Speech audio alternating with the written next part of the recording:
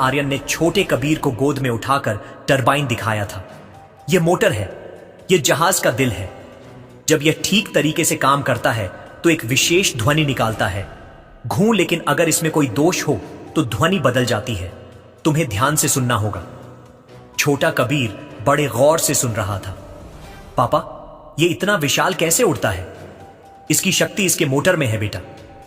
यह देखो, आर्यन ने टरबाइन का हिस्सा दिखाया। यहां पर पंखे लगे होते हैं।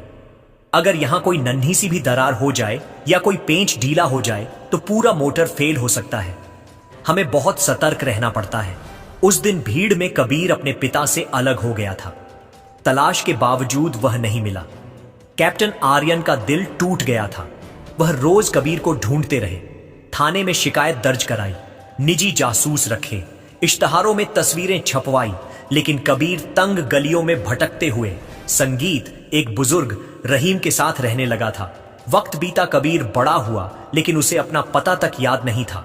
रहीम एक नेक इंसान था। वह कबीर को अपना पोता मानकर उसकी सेवा करता था। कबीर उसे बाबा कहकर बुलाता था। रहीम उसे रोज इसी एयरपोर्ट के बाहर कूड़ा बीनने के लिए ले आता था। वह सिर्फ इतना जानता था कि उसे जहाज प्यारे लगते हैं और वह उनकी धड़कन समझ सकता है। जब भी कोई जहाज उड़ता या उतरता, कबीर खुशी से तालियां बजाता था। रहीम को यह बात अजीब लगती थी कि यह बालक विमानों के बारे में इतना जानता कैसे है। कभी कभी कबीर कहता था, बाबा, उस विमान का मोटर अच्छा नहीं लग रहा, आवाज अलग आ रही है, और अक्सर वह ठीक होता था। कुछ दिनों बाद उस विमान की मरम्मत की खबर आती थी। आज सुबह कबीर मैदान के पास कूड़ा बीन रहा था जब उसकी नजर उस चमकते नए ईगल 700 संगीत पर पड़ी। जहाज दिव्य लग रहा था। 2 मंजिला विशालकाय जिसमें 400 यात्री बैठ सकते संगीत थे। इसके टरबाइन बहुत विशाल और ताकतवर थे, लेकिन जैसे ही उसने ध्यान से सुना, उसके चेहरे का रंग उड़ गया। मोटर की ध्वनि सामान्य नहीं थी। संगीत, यह घूं की जगह खुर्र खुर्र कर रही थी। कबीर का दिल तेजी से धड़कने लगा। उसे अपने पिता की बात याद आई जो उसके मन में कहीं दबी संगीत पड़ी थी।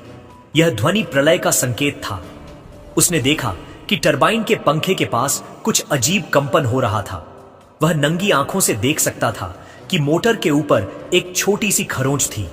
यह खरोंच छोटी लग रही थी, लेकिन कबीर जानता था कि 40,000 फीट की ऊंचाई पर यह छोटी खरोंच भीषण तबाही का कारण बन सकती है।